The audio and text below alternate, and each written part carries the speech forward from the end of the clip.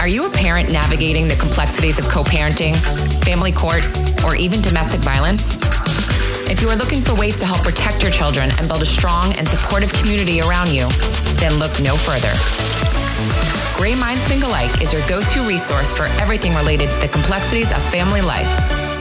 Join us as we dive into thoughtful conversations with experts and explore practical tips and strategies for tackling the challenges of parenthood in the throes of adversity so that no parent feels alone and every child's safety is protected.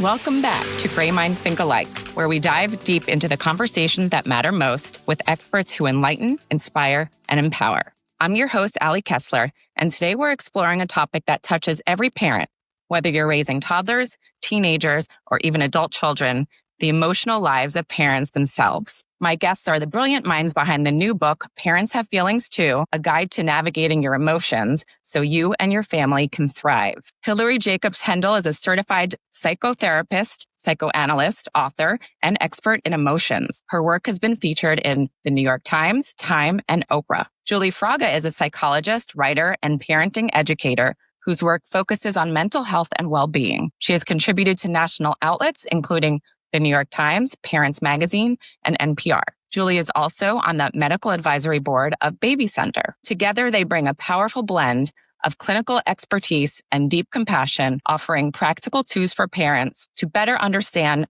manage, and honor their own emotions. Because when parents thrive emotionally, the whole family benefits. We're going to talk about why parents often neglect their own emotional needs, how to break free from generational patterns, and practical steps to bring calmness, connection, and joy into the family. All right, so let's get into it. Welcome, ladies. Thank you so much for joining us today. Thank you for having us. Thank you. Absolutely. Thank you for having us. Just to start, if you can each share just a little bit about your backgrounds and how you came together to write Parents Have Feelings Too. Awesome. Let's see. I am a psychologist and I've worked with parents, for almost 2 decades. That's the specialization of my practice. But in terms of Hilary and I connecting, long story short, 10 years ago, I read an op-ed in the New York Times called It's Not Always Depression that Hilary wrote that I was just blown away with, just given my own knowledge about emotions. And also I had done one training in a form of therapy that Hilary and I both practice called AEDP. And so I also do a lot of freelance journalism and I was looking for great experts to interview. And so I reached out to Hilary and we started just collaborating. And then through that, we started co-authoring some articles and op-eds together. And during that time, Hilary's first book, It's Not Always Depression, came out that I read and was just also blown away by. I'm like, why doesn't everyone have these tools? Why doesn't everyone have the tool, of course, that's also in the book, The Change Triangle? And Hilary and I just started talking, I think it was during the pandemic, and talking about what if there was a guide for parents that really focused on parenting and emotions and brought these tools to the whole family, no matter how old your child is. And that's how the book was born. Yeah. Awesome. And Hilary, go ahead. I just wanted to add, it's really sweet because Julie and I we live in opposite parts of the country. I was raised in Manhattan with a psychiatrist father and heavy duty science background. And Julie was raised, would we call that the Midwest? Yeah, I was raised in Nebraska. So very different backgrounds yet when we come together and write, it's like it just works. And we always agree and just have great synergy together. So the writing has really been wonderful. And I guess the only thing that I would add about myself is that I went back to school when I was 39 to go to social work school and become a psychotherapist. And by dumb luck, I ended up at a conference on emotions and trauma and saw this triangle that I ultimately became so passionate about sharing because I had the best education in psychology and science that pretty much money could buy. And nowhere ever did I ever learn about emotions. And even being raised by a psychiatrist, we talked a lot about understanding ourselves, but there was no mention of emotions. And like all of us, I was raised to feel like I had to get over my emotions and that I was better than that. And that just to shove them down and shove them away and get on with life. And I went through 2 clinical depressions. I didn't know why. I went on Prozac, got over them. But when I saw this triangle, which explained how emotions work in the mind and body, the change triangle, I had one epiphany after another, and it helped my mental health health from the moment I saw it. And right there, I thought, why didn't I get this in high school bio? You learn about, you have a stomach and a heart, but we have emotions all the time, every day. And life is hard and full of suffering. Why wouldn't we learn how to deal with our emotions instead of burying them? And then fortunately, many years later, I started writing because I actually had something to say for the first time in my life. And it was my pet peeve about not getting any emotions education really had developed into a moral outrage. And so I thought, let me try to share some of this with the public and see what happens. Yeah. And it's interesting because I talk to a lot of parents every single day. I have a nonprofit for parents. And I think a lot of the time they focus on the children, on the child's emotions. Uh-huh. So I love that this is actually about the parents, because it's like when you're in an airplane and they say they put the oxygen on the parent first before you can help anyone else. So I feel like that's this for parents. It's a perfect analogy. Perfect. Exactly. I was so sad that I didn't have this information when I was a young mother. Would have really helped me in so many ways. I know, Julie. Yeah. And like I said, I deal with so many parents that are navigating, I guess, just difficult, maybe family dynamics and family, maybe divorce or things like that, family court. And their emotions are erratic, to say the least. And it makes co-parenting very difficult. So I think learning these tools helps the entire family, but it really, I believe, will solidify every relationship in that entire unit, especially when it's going through something like divorce and custody and things like that. No question. So I was reading over it and I love all of the self-awareness stretches, and I was reading them and trying to actually think about them. One of them said, stretch back to your childhood and think of a time you felt alone or scared. And it's just so interesting because I put myself back there and I was like, oh, this is interesting. And then I'm like, how did I deal with that back then? I don't remember. And how would I have dealt with that today? I have no idea. So I guess let's just start with, why do you think so many parents overlook or suppress their feelings? Julie, do you want to begin? Sure. I think there's so many reasons. One, I think that a lot of parents probably suppress or block their emotions because they didn't have caregivers or parents who were tuned in with their emotions. So they couldn't pass on the skill. So they're merely doing what's been modeled in their own families, which is maybe they were told they could think their way through an emotion. Or maybe emotions seem dangerous because whenever they came up, maybe they were shamed for having them. Or maybe they were told to get over it. And so without any realization, the pattern just carries forward. Also because in our society, we don't really even receive any education about emotions. In schools now, I think there's some more education for kids, but what does it mean if the kids learn about emotions if the parents aren't learning about them too? Good answer. Oh, thank you.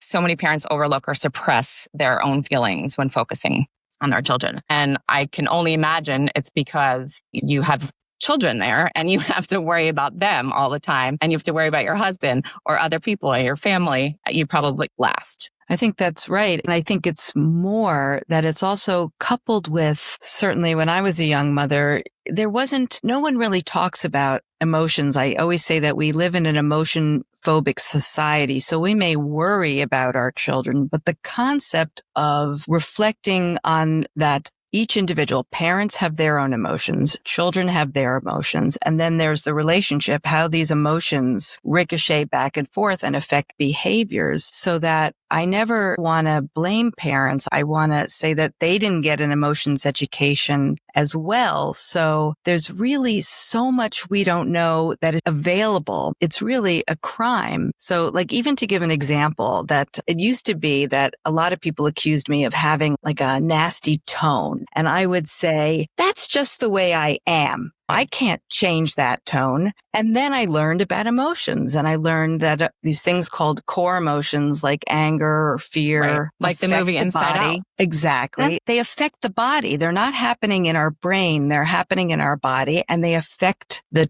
tone of voice, the tension in holding them back or not acknowledging them. And when I learned that, then I could take in that information that my tone was from changes in my body that emotions were causing. And that allowed me to be curious about them as opposed to defensive. And I think that's what we're trying to cultivate, is a sense of really affirming our emotions and validating emotions so that we can become curious about the things and the behaviors and ways of thinking that aren't serving us or our children, and are open to the idea of change or healing, which is completely possible. because the brain changes from the time we're born till the time we die. So it's a very hopeful model of understanding So I'm oneself. curious, when someone does have a tone, like you said, that was harsh or whatnot, what's the emotion behind it? Is it sadness? And then Julie, you can add to this. It could be anything, because what the change triangle shows you, and for those listening, you may want to Google it if you're not driving and look at a picture. It's basically at the bottom of this triangle are these survival emotions that we're all pre-wired to have that you can't control with mind over matter. That's just a myth. So those are sadness and anger and fear and disgust and joy and excitement. And when those come up and we don't know what to do with them, we push them down with emotions that inhibit there's like two kind of categories. And the ones that are good at pushing our core emotions down are things like anxiety, guilt, and shame, which we're all familiar with. So we might get a tone when we're angry, and we might want a tone to show that we're using our anger wisely and we're asserting with our children, this is not okay. So you might bring forth your angry tone, an assertive tone. But like for me, it was that I was feeling overwhelmed, scared, mixed with sadness, like the full gamut of emotions that our children bring up in us. And as a result, there was like a physical tension and a constriction, and I would get very obsessive about cleaning. And those are the protective defenses that are brilliant and that spare us emotional discomfort in our body where emotions live. But that's mostly the kind of things that create a tone and speed us up and make us have outbursts and behave in ways we later feel guilty for. So my tone was really about managing several emotions by trying to push them down and be perfect. And of course, that doesn't work because there's no such thing as perfect. Do you think most of that is learned from your childhood? Like maybe you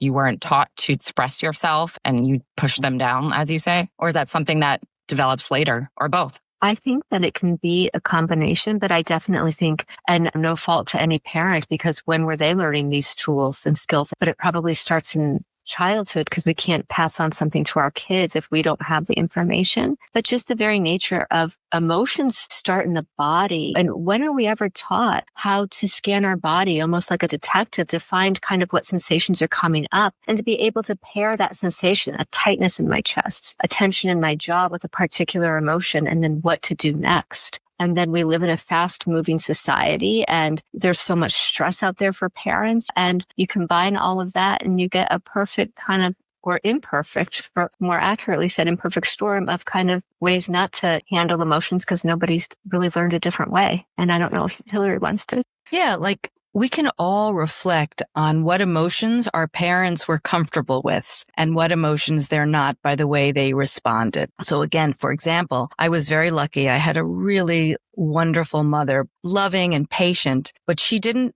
like sadness. She didn't like to be sad. Sadness was not named in the household. So when people died, like even the people on my mother's side, we didn't go to funerals. We really avoided it. And I avoided sadness. And therefore, as a result, as the change triangle kind of shows on this map of the mind and body, I became anxious around death and illness because I couldn't say I'm sad. I didn't know how to be with my sadness. I thought I had to fix it. I thought I couldn't feel sad. And I thought if somebody else was sad, I had to take away their sadness. And again, just learning in one lecture that we can't avoid sadness, that sadness is there because when you love somebody and you lose them, you feel sad. And if you didn't feel sad, you really couldn't love because you couldn't experience loss, if that makes sense. So it's what connects us to the things that we cherish. And I also didn't know that sadness was an emotion that if you felt it came as a core emotion, comes up and out like a wave, and that it most of the time, like as a therapist, if I'm making space for someone to grieve something, the full wave lasts maybe 2 minutes and then they feel calm. Then there might be another wave. And it's not that we don't carry loss with us for our whole lives when we lose people we love, which we do, but that the release of the of the emotion and the energy that all core emotions have with them, because core emotions are basically a biological program to make us do something that's adaptive for survival. The easiest way to understand it is fear makes us run. So if a wild animal came into the room right now, we'd all run before we even knew we were afraid. It would just happen rapidly and without conscious awareness. So that's a great example of the purpose of emotions. They just happen, and we can only be with them after they have ignited in our body. Then we have control over how we respond to emotions, but we can't stop them in their tracks before they happen. It's biologically impossible, because that's how humans evolved for millennia, to be able to, it's adaptive for survival to have emotions, even though they're painful and I can tell you, I lost my son 4 years ago and go through every emotion almost every hour. I think I could just be outside walking my dog and just start crying because I see a butterfly, or I remember my son throwing sticks out there, and then I just run with it and maybe cry for a second, and then I wipe my face, and then I continue walking my dog, and then I come back in, and then I do work, and then I might laugh from something on TV, and then I'll think about something again. I literally go through every gamut of emotion all day long. So I totally get that. And I guess I just live with it and I deal with it, because I know, like you said, grief means love. I have so much love for my child that I don't try to fight my tears. I try to actually sit in with it because I want to feel it, because otherwise it's like it almost never happened. And I see you even, I can see the feeling in your face as you're sharing that, Ali. And also, so that's one reason, but also it's so wonderful that you allow yourself to feel the feelings and the waves come up, because if not, it takes energy that we need for living to push emotions down. And so there's a whole other health reason that we want to name and experience our emotions. As difficult as that may feel in the moment, we feel so much better when we do that a little bit afterwards, if not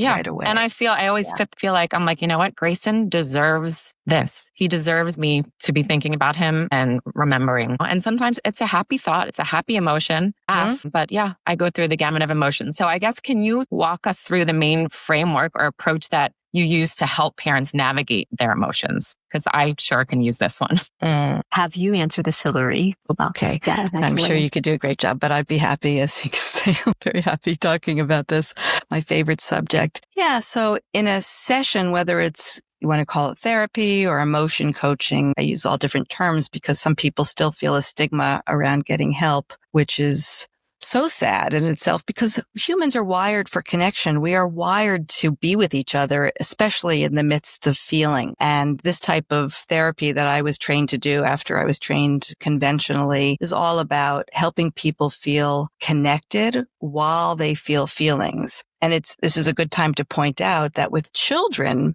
right, when babies and children are born, they need their caregiver to help them process or move through emotions or regulate their nervous system. So they can't do it alone until their brains become more mature. They need us to help them name what they're feeling and make sense of it without being too intrusive, of course. But same thing with therapy. So with an adult, I do teach the change triangle to everybody, because it's a basic education in emotions that hopefully one day people will all be getting. Like, the world would be a different place if everybody understood that we all have core emotions, that the framework really is, if you look at the three corners of the triangle, they're core emotions on the bottom, because the best way to really explain this would be that if you superimpose an upside down triangle on your body, the point of the triangle would be somewhere between your belly button and your heart, because these core survival emotions are body-based, sensation-building emotions, right? Because the goal of a core emotion is to make our body move, like fighting when we're angry, running from danger, jumping for joy,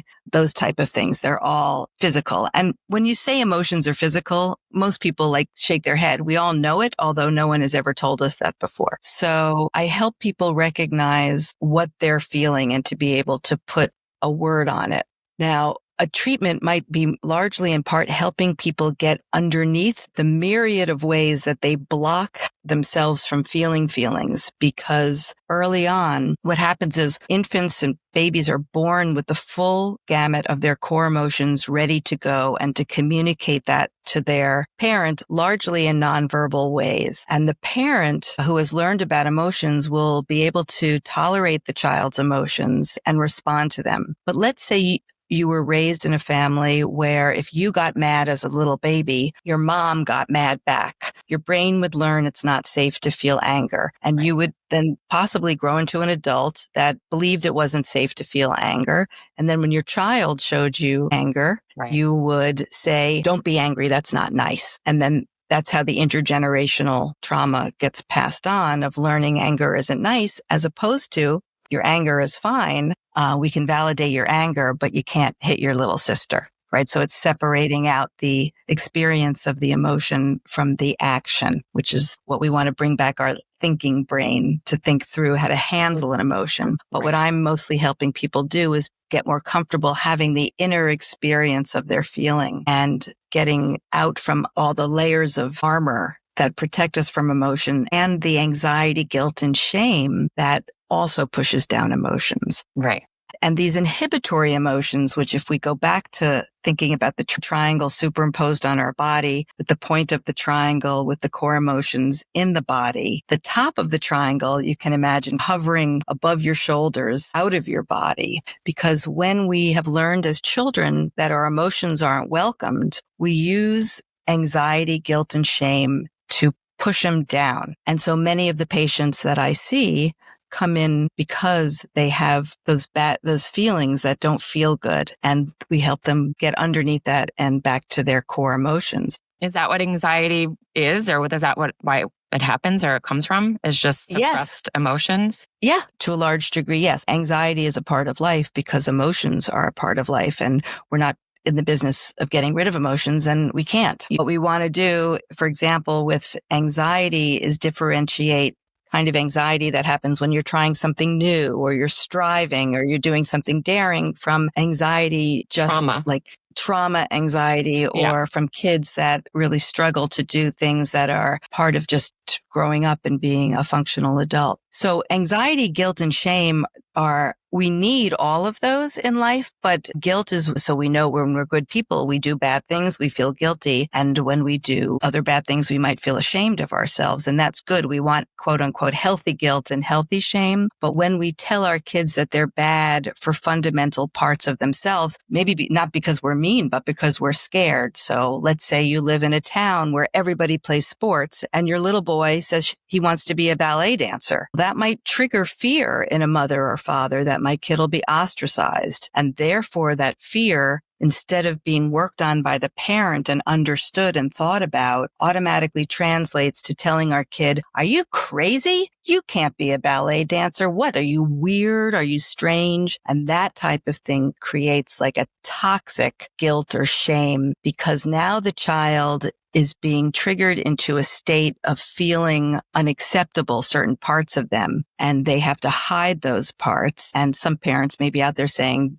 darn, they have to hide those parts. But it can later manifest in difficulties like chronic anxiety or a sense of a loss of self with no confidence. Right. And too much of hiding in a turtle shell or lashing out.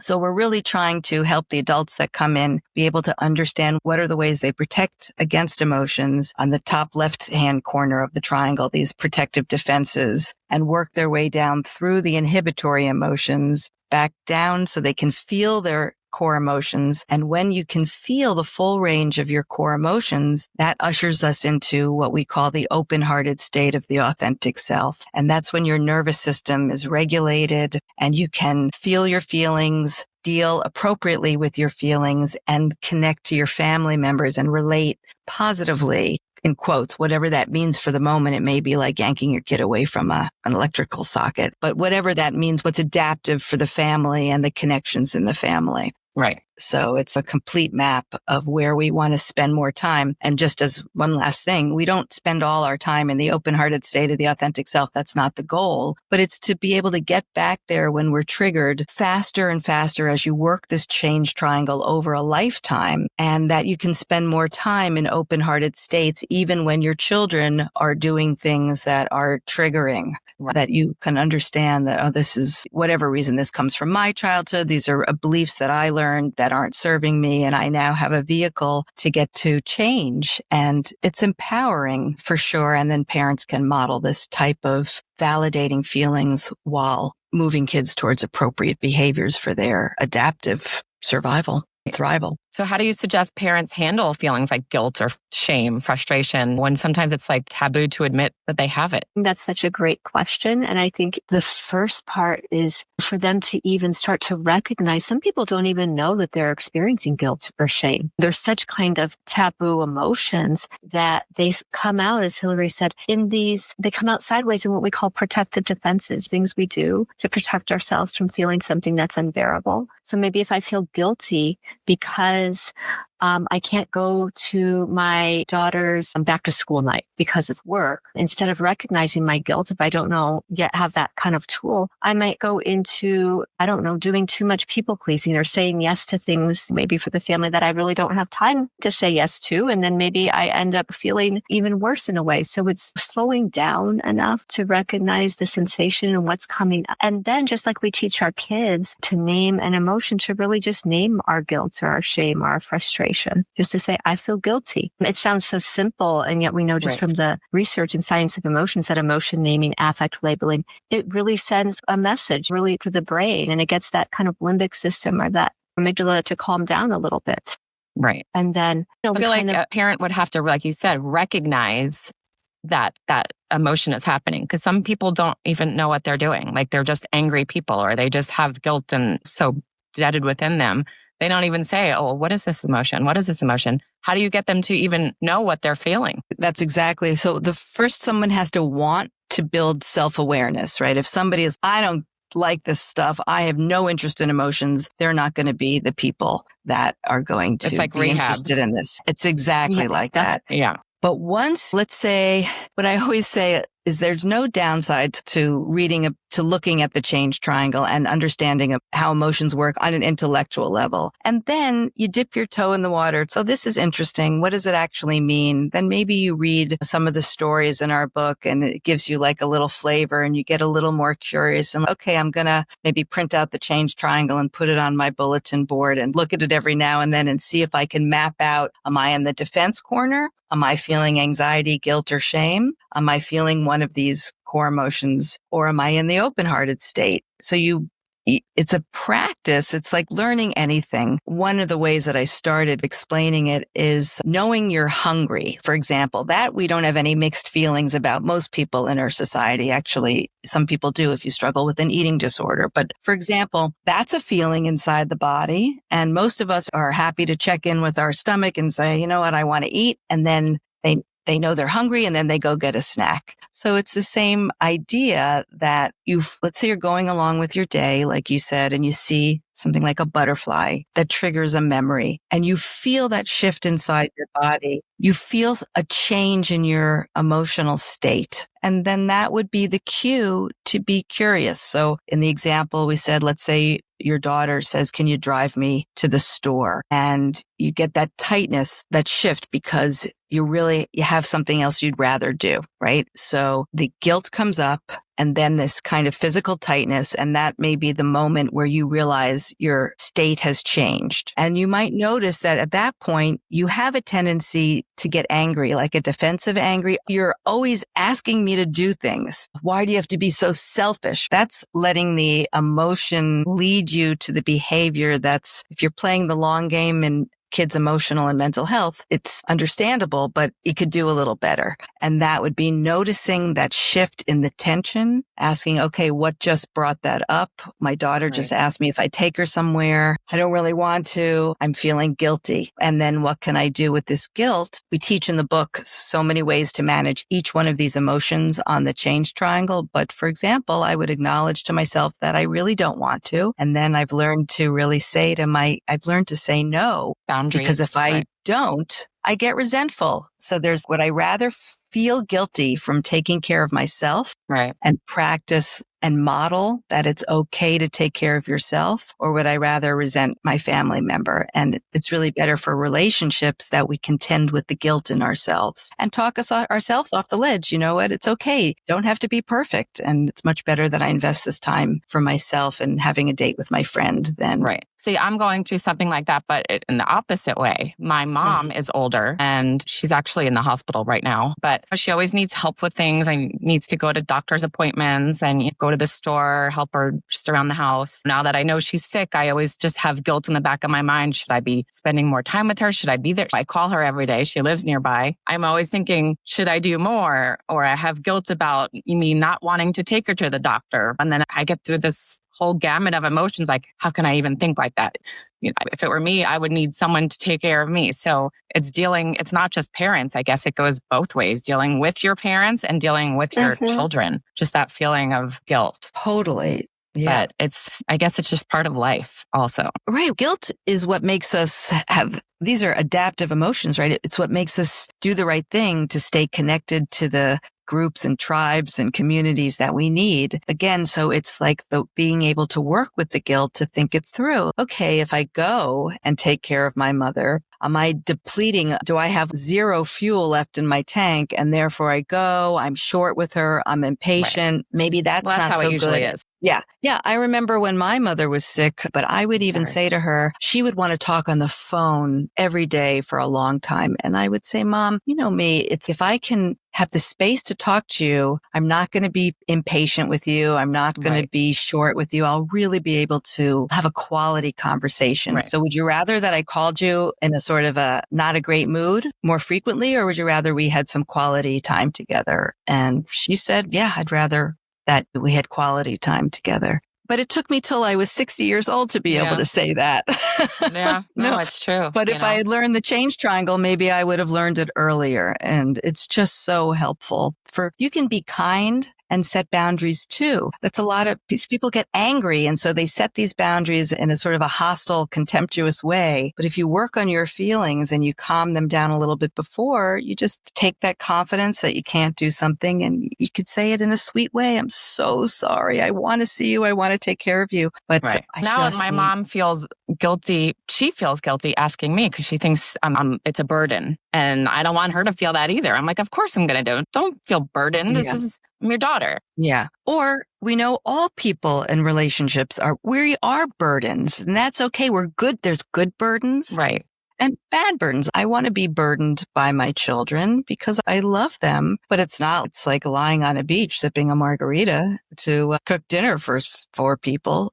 So I think it's like the connotations of these words and the way we tiptoe around what is just human, and emotions are nothing if not the most human thing in the world. And until we start thinking of them that way and accepting we're all the same when it comes to emotions. So there's no secret. You just have to talk about them more. And that's another thing I love about the change triangle is it provides a language for everybody to talk about emotions, a common language. That's the next thing I want to talk about, because I was looking through the book and I noticed something, which is so funny because I studied attachment styles, but for a different reason, for relationships. Before I met my current boyfriend 6 years ago, we started dating and I just felt like it was always a push and pull. And so I started reading all about attachment styles, how he's like avoidant and probably anxious. And then you have to meet in the middle and get secure and open-hearted, all these things. And I realized if I just stop chasing, and then they teach you all these things about attachment styles. So I'm just curious. Obviously, this isn't about relationship, a different type of relationship. How do attachment styles affect parents and children relationship? That's such a great question. I think attachment styles, even if we don't know our attachment style, it's the blueprint in terms of how we relate to other people and how we relate to ourselves. So attachment styles oftentimes get passed down, especially when people aren't aware of them. For example, somebody who has a more avoidant attachment style, let's say, might have been raised in a family where they were made to be independent really early. Maybe their emotional needs were not really tended to because maybe their parents didn't think that was important. And it doesn't really then feel safe to really rely on somebody. Well, maybe somebody doesn't even know that's something that even happens in relationships, really a deep need for one another. And so they feel a little bit, maybe not even knowingly, but a little bit frightened by closeness. And so their style is to stay in their protective turtle shell and to keep to themselves, because if they keep to themselves and they rely on themselves, that kind of keeps their own, in their family of origin too, probably the family's equilibrium going on. So you fast forward, but if they're not really aware of that, they might do the same thing. Feel like I know in my relationship, he doesn't talk about his feelings. It's like pulling teeth. Yeah. So I know for men and women obviously process feelings differently. So I guess if they do, how do you deal with that? How do you deal with the different types of processing? Because I know if, let's say, me and my boyfriend both read the same exercise here, we would have very different responses. Find kind of with the men that I work with in my practice, and especially with dads, is I think in general, and I don't want to say always, but men aren't really socialized that it's okay to talk about emotions. Maybe they're given messages that emotions mean you're weak, or they mean that you don't have it together. And so sometimes I find in entering a conversation about emotions with men to bring in the kind of the science and the biology, that it's just they're inborn or something that we can't live without. We can learn to work with them and ways that help us really thrive in our relationships, thrive with other people. And that when we get down to the bottom of the triangle, we're really talking about being connected,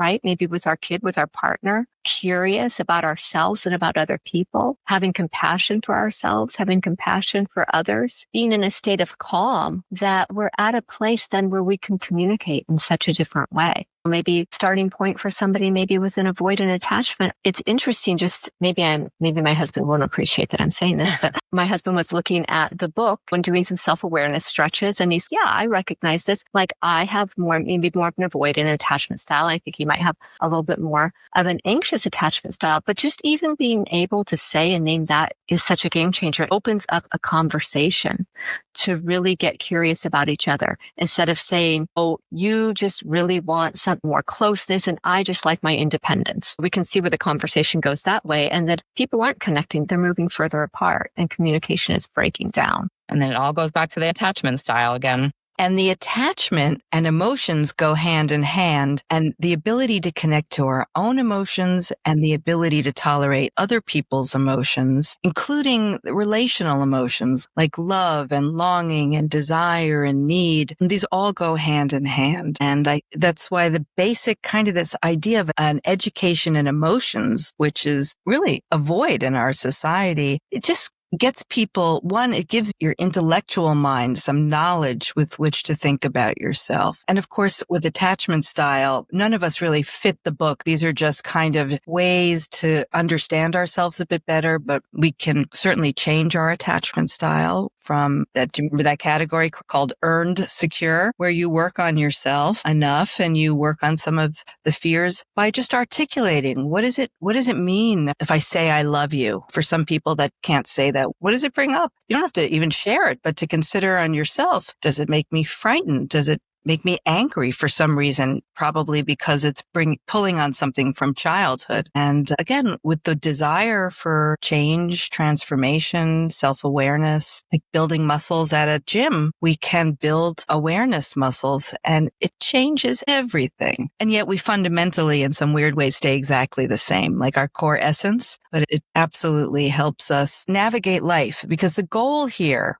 to be clear, is like permission to feel and have emotions does not mean you relinquish your thoughts or have an excuse to behave emotionally in inappropriate situations. It's really data that we want to use the emotions that we have plus our thinking brain and rational brain together to come up with the best solutions for life. And one without the other. Too much emotion without thinking is no good, and too much thinking without feeling. We've lost one of our main compass or sails for sailing the ocean of life. Now, I'm curious for when I said, a lot of our listeners are going through divorce or co-parenting, and some of them are in like high conflict custody battles or just a very non-amicable divorce.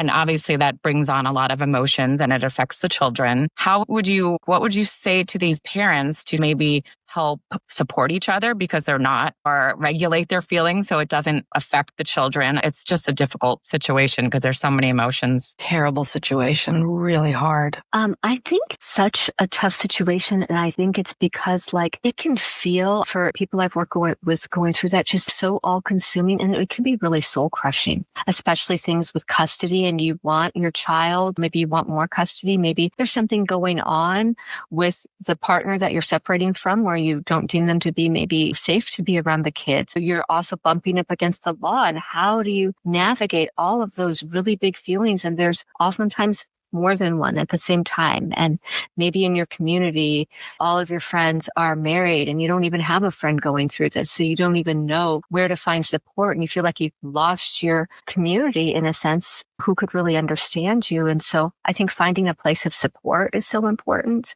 Places Therapy where helps. you can therapy, a support group where you can really express what you're going through. And then also that what I love also about emotions education and the change triangle is it can point us in the direction of things that we can control. And even if we can't control outcomes, which in custody battles and divorce are so painful and devastating, we can look within, learn how to look at what's coming up for us emotionally and ride the wave of that emotion. And when we do that, we can at least in that moment get to calmer waters. If I'm calmer, maybe I can identify more of what I need. Maybe I know I need to reach out to that friend.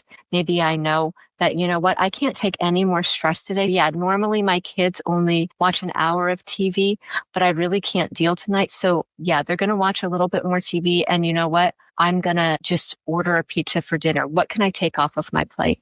Right. What does self-care mean? Give yourself and especially some grace. from extend some grace, compassion. And also, what do you need emotionally can point you in the direction to be able to maybe identify as much as you can those needs and have them met as much as they can be met. Yeah, I had so many horrible emotions when I was dealing with my son's father because he was narcissist and obviously he had mental health issues, but he just made me feel so horrible all the time. And I didn't want my child to feel that or see that. And sometimes I felt like I lived double life. Like I would be mom and be happy mode. And then I would, when he was asleep or whatnot, I would just be a whole different person. So it's sometimes just learning how to turn it on and turn it off. And like you said, I showed grace. Like, did I give him my iPad to watch his shows while I took care of work or cleaned or did things? Yes. And you know what? I was raised in front of a TV my entire life and I went to college. I have a degree. I'm okay. You do what you can. Every parent does what they can. Right. Those are like survival modes getting through those times, and just enough support and a place it does help to have a place to bring feelings. And if people have access to therapy and they find someone who understands emotions, which I think is really critical and not enough therapists do yet for, again, whatever reason, the society that just de-emphasizes the importance of emotions still, even though there's so much science. There's like huge bodies of science that help explain this. It's cordoned off. But be that as it may, just a place to bring the rage of being mistreated or the despair or the hopelessness just creates a little more room to go back out there and live another day through it. Absolutely. So I guess if a parent is listening to this right now and they're feeling hopeless or stuck in a negative pattern, what words of encouragement would you give them? Just to know that there's light at the end of the corner? No, one, that most things in life are temporary.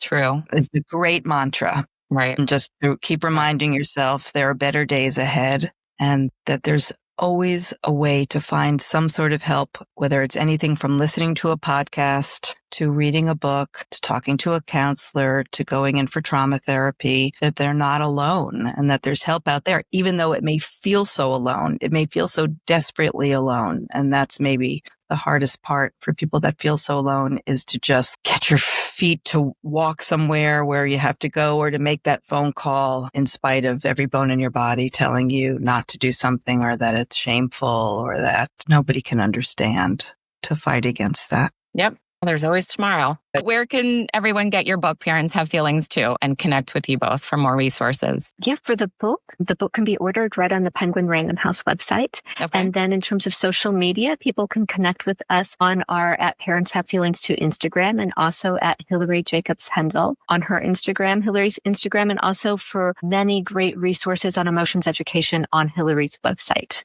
Okay. I'll put all of that in the show notes as well for people. The book is available everywhere. Amazon. I don't know what's there. It's everywhere. It's Amazon, Barnes & Noble. You can walk into any bookstore and order it. You can just Google the name Parents Have Feelings Too. And what was your other book about depression? Yeah, it's called It's Not Always Depression. And the difference is it goes deeper because you can't think your way through an emotion. When you're trying to teach emotions education, how do you help people have an experience of an emotion? So lots of deep stories from my therapy practice where you get to be a fly on the wall and see what trauma work or wounding work from most of these people, like all of us, have wounds from our childhood that then turn into symptoms later in life. And it's really how you work the change triangle. And because in AADP, we record sessions as part of our training, I had really verbatim transcripts that we turned into stories with the Random House editor. So that's, if you read Parents Have Feelings Too and you even want to learn more and do a deeper dive, it's not always depression. Yeah, because people probably blanket their feeling emotions of hopelessness or sadness or whatnot. And they're like, oh, I must just be depressed. But maybe there's more of a root cause. Well, that's the thing. We're told that depression is, you take a pill or that there's something wrong with your chemistry, and also with chronic anxiety. You'd think they would tell us that there is a root cause and it's blocked and buried emotions, and that depression is a defense from emotions in that it shuts us down. It works very well, but you can't function. Just like drugs, a fabulous defense. They really work to stop those emotions. But when you do it for long term, it really messes up your life. So we want to use our defenses minimally and flexibly and have control over which ones we use, not automatically use these defenses. Yeah, I'm dealing with that personally now because since my son's death, I have high anxiety over the most random things that I've never had anxiety over before, like driving on ramps or just silly things that have nothing to do with my son or his death or any of it. But I'm so jumpy on every little thing. It's unbearable up to a point. That makes so much sense. You've been through the worst, and it will probably get better as you... I hope so, because I have to drive on ramps and I have to go and I have to do all the things that I need to do without feeling anxiety and without taking pills, because doctors are just like, you've been through so much. Here's this. What do you want? Here's a prescription for this. Exactly. And I don't want that because I'm trying to feel healthy and I'm trying to feel whole again, because I'm always looking for ways to deal with my emotions. Yeah. There's someone down there I know, actually. There's more and more people. Florida had very few therapists that knew how to work this way until recently. It's picked up. All right, great. I'll definitely, connect with you about that. And I thank you so much, both of you, for sharing and talking with our listeners and about the importance of dealing with our feelings and emotions and not just everyone else's. So thank you again. I really appreciate it. So welcome. Been a pleasure. You're welcome, and I will put all your info and everything in the show notes so everyone can get a copy. Great. If there's someone that you want to hear from on this podcast, please feel free to send me an email. Or if you would like to be a guest, please reach out at Ali@Greyson'sChoice.org. If you would like to continue to hear our podcast, please consider donating at Greyson'sChoice.org. Any amount helps to fund our mission to help protect our children.